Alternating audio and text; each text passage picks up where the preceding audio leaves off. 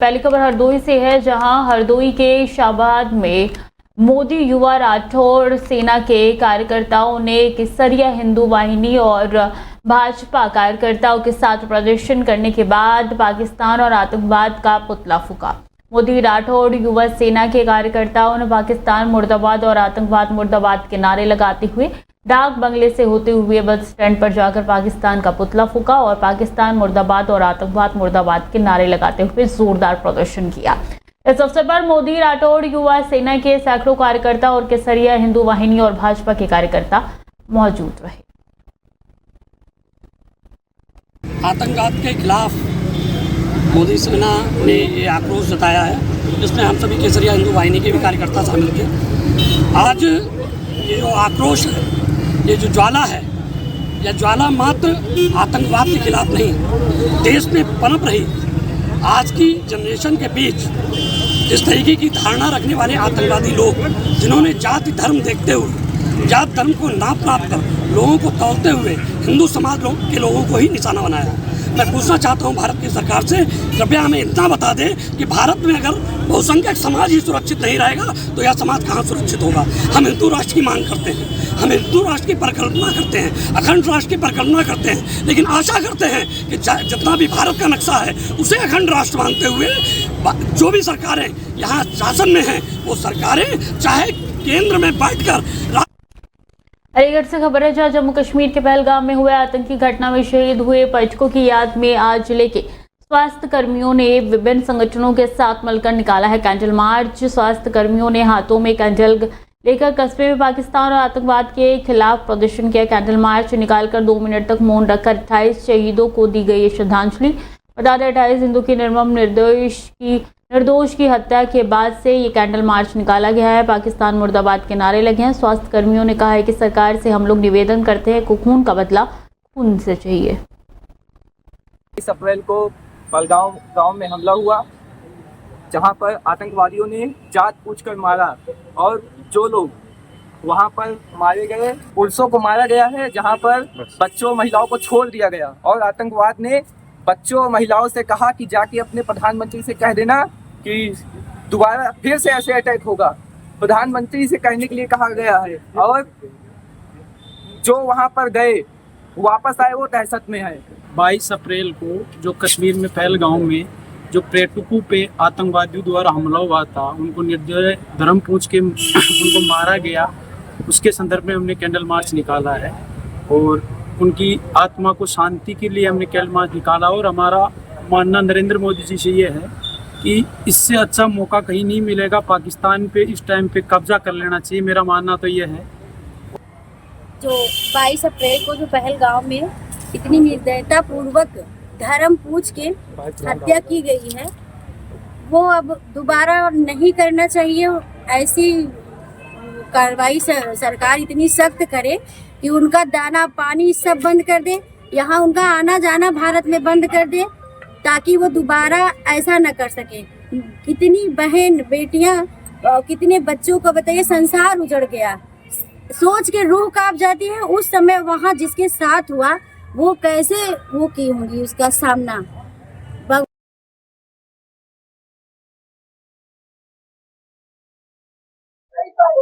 पहलगाम में हुए आतंकी हमले के बाद देश भर में आक्रोश देखने को मिल रहा है, सारी जनता में आक्रोश है।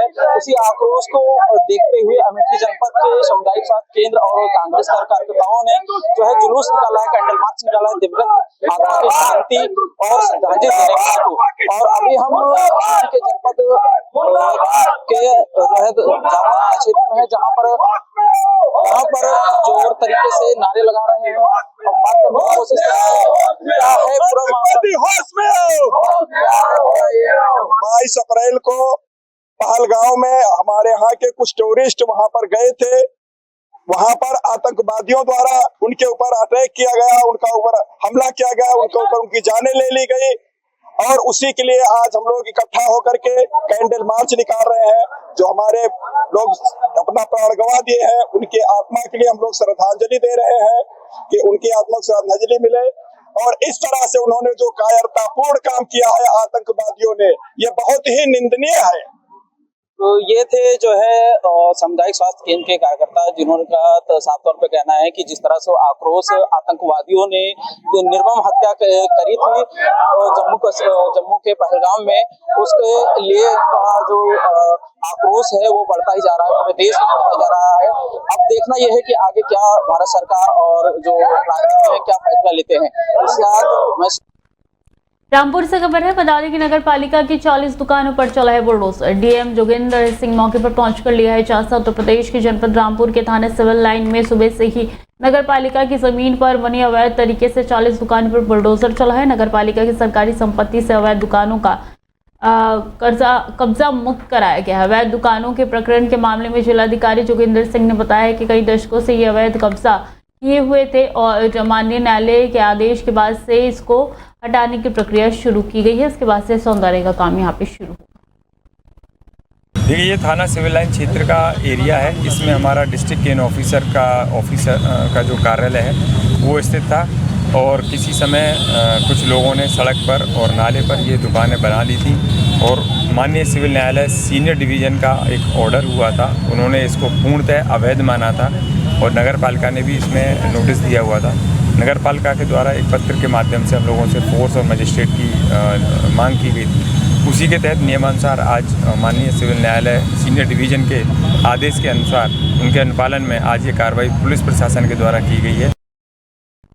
बस्ती में एक चौंकाने वाली घटना सामने आई है जिसने सबको हिलाकर रख दिया। एक प्राइमरी स्कूल के टीचर अली आजम पर घिनौना आरोप लगाया। शिकायत करता है कि पुलिस को दिए तहरीर में बताया है कि अली आजम ने चुपके से आंगन के छज्जे पर कैमरा लगा दिया था। आंगन में उनके परिवार की महिलाएं नहाती हैं। उनके बेटे ने बताया कि आंगन में लाइट जल रही है। जब उसे चेक किया गया तो सीसीटीवी कैमरा था। शिकायतकर्ता की माने तो अली आजम अश्लील चलचित्र देखने का आदी था और इसी बुरी आदत के चलते उन्होंने मर्यादा की सारी हदें पार कर ली। आरोप है कि वो उनके परिवार की बेटियों पर बुरी नज़र भी रखता था। मिली जिसमें कि आरोप लगाया गया है वादी द्वारा कि विपक्षी द्वारा कुछ कैमरेज ऐसी जगहों पर लगाए गए जो थोड़े आपत्तिजनक हैं। तत्काल इस सूचना का संज्ञान लिया गया है। इसकी जांच कराई जा रही है।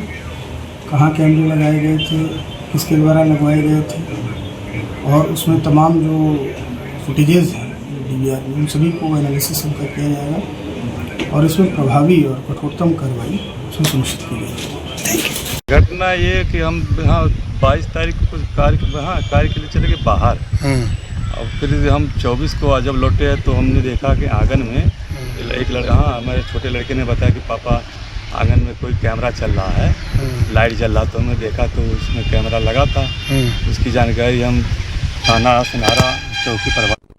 कुशीनगर से खबर है, जहां कागजी दस्तावेज में हेराफेरी कर 90,000 रुपये का कराया है कृषि लोन। जमीन दूसरे के नाम और खतौनी में हेराफेरी का लगाया है आरोप। बता दें कि साल 2021 में बिक्री हुई जमीन पर 2024 में बैंक के जिम्मेदारों ने कर दिया है कृषि ऋण। बैंक के जिम्मेदार अधिकारी और कर्मचारी मामले में कर रहे हैं लिपापोती। मामले में AR कोऑपरेटिव ने 2 सदस्यीय टीम गठित कर जांच के बाद कार्रवाई की बात कही है। देवरिया कस्या जिला सहकारी बैंक लिमिटेड शाखा दूरी का मामला। जी, निश्चित रूप से यह शिकायत जो है दुधई ब्रांच के अंतर्गत आने वाली धर्मपुर परवा सोसाइटी है।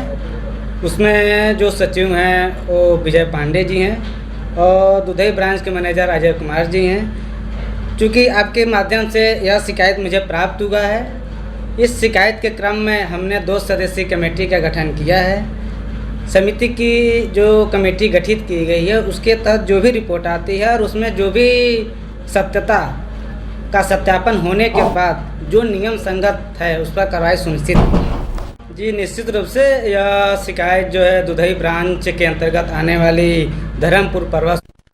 चंदौली में चोरों ने पुलिस के इकबाल को दिए चुनौती। हौसला बुलंद चोरों ने चोरी की बड़ी वारदात को अंजाम दिया है। घर में अकेली थी महिला, दीवार फांदकर घर में घुसे हैं चोर। अलमारी तोड़ कीमती गहनों पर चोरों ने हाथ साफ किया है। चोरी हुई गहनों की कीमत 15 लाख रुपए बताई जा रही है। अलीगढ़ थाना क्षेत्र के पूर्व में भी हो चुकी हैं कई चोरियां, आज तक नहीं हो पाया खुलासा। लगातार चोरी की घटना से अलीगढ़ पुलिस की जमकर हो रही है किरकिरी। अलीगढ़ थाना क्षेत्र के रेवासा गांव की घटना है। घटना घटा कि रात में भैया थे नहीं, भाभी थी, ये पूरा दरवाजा बंद करके यहाँ सोई थी अंदर।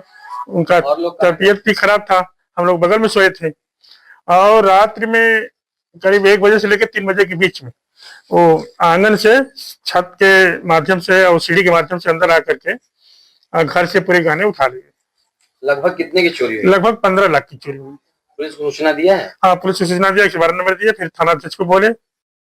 हमीरपुर से खबर है, जहां वक्फ बिल संशोधन पर बोले हैं क्षेत्रीय मंत्री देवेंद्र देव गुप्ता का बयान निकल के आया है। वक्फ बिल संशोधन पर आम लोगों से गांव-गांव में करेंगे चर्चा। सपा कांग्रेस लोगों के बीच फैला रही अफवाहें। कांग्रेस और कुछ चुनिंदा मुस्लिम नेता ही वक्फ की जमीनों पर उठा रहे हैं फायदा। भाजपा जिलाध्यक्ष अनिल पाठक, चेयरमैन कुलदीप निषाद, चेयरमैन आशा रानी कबीर और ब्लॉक प्रमुख जननारायण यादव रहे हैं मौजूद।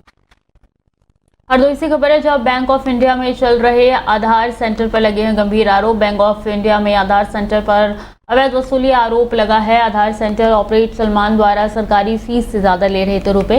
फिंगर अपडेट की फीस 100 रुपए की जगह 150 रुपए आधार सेंटर ऑपरेटर सलमान पर लेने का आरोप है। पीड़ित ने शाखा प्रबंधन से शिकायत करके की है कार्रवाई की मांग। बैंक ऑफ इंडिया शाखा प्रबंधन ने कहा है तहरीर के आधार पर कार्रवाई की जाएगी। बैंक ऑफ इंडिया सांडी का यह मामला है।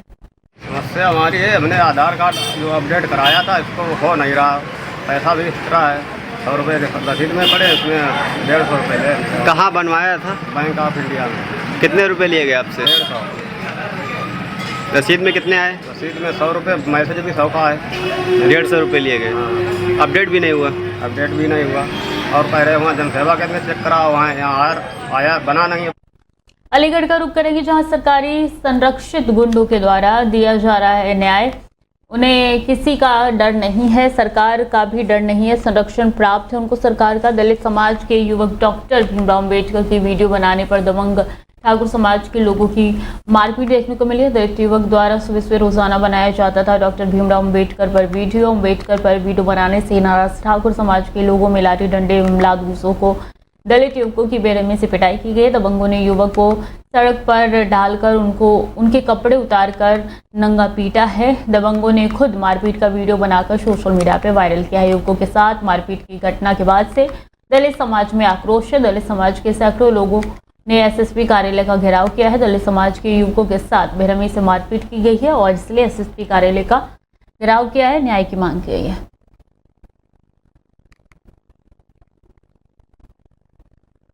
हम सुबह डेली मॉर्निंग में वीडियो बनाने जाते हैं, क्यों सुबह का टाइम सही रहता है। तो हम वीडियो बनाने गए थे हाईवे की तरफ, तो हमने अब वीडियो बना ली थी, अपलोड भी कर दी थी। तो हम वीडियो बनाते समय आ रहे थे, एक लड़का पीछे, हमने इतना ध्यान नहीं दिया, वो कॉल पे बात कर रहा था, हमें नहीं मालूम किससे बात कर रहा था। अब बात करते करते अब हमने वीडियो अपलोड कर दी, उसके ही हम जैसे चलने लगे ना, तो पीछे से बाइक सवार लोग थे, कम से कम 35-36 लोग थे। उन्होंने हमसे छूटते ही कहा, समारो, यहाँ क्या कर रहे हो, यहाँ क्या करने आते हो डेली डेली। तो हमने ये बोला, भैया ऐसे क्यों शब्द बोल रहे हो। जैसे ही हमने ये शब्द बोला है, छूटते चांटे और हेलमेट और जो उनके हाथों में पड़ा है, जो भी लठ वगैरह, जो सारी चीजें बजाई हमारे अंदर। कल लोधा थाना क्षेत्र में एक घटना हुई थी, जिसकी सोशल मीडिया पर वीडियो भी वायरल है। ये दलित समाज के बच्चे हैं। झांसी के जिलाधिकारी कार्यालय पहुंचे हैं सैकड़ों किसानों ने चकबंदी का विरोध करते हुए चकबंदी कार्यालय का घेराव किया। प्रदर्शन का नेतृत्व कर रहे कांग्रेस नेता और पूर्व केंद्रीय मंत्री प्रदीप जैन आदित्य ने कहा है कि हम लोग किसी भी सूरत में ग्राम कचनेव में चकबंदी नहीं होने देंगे। उन्होंने कहा है कि चकबंदी से किसान बहुत परेशान है। वहीं अपनी मांगों को लेकर किसान जिलाधिकारी कार्यालय में ही चिलचिलाती धूप में धरने पर बैठे। सोमवार को सैकड़ों किसानों के साथ कलेक्ट्रेट पहुंचे पूर्व केंद्रीय मंत्री प्रदीप जैन आदित्य ने जमकर नारेबाजी की। ग्राम एक ऐतिहासिक ग्राम है, जिसकी पृष्ठभूमि स्वतंत्रता संग्राम से जुड़ी है। आज वहाँ के सारे किसान चाहते हैं, हमारे वकील साहब मुलायम सिंह यादव हो, चाहे बाबूजी हो, चाहे यहाँ के बीडीसी मेंबर हो, जितने लोग हैं, सबके मन में एक ही चीज है कि हमें चकबंदी नहीं चाहिए। चकबंदी का नोटिफिकेशन 2008 में हुआ, कोई भी नियम अनुसार काम नहीं हुआ।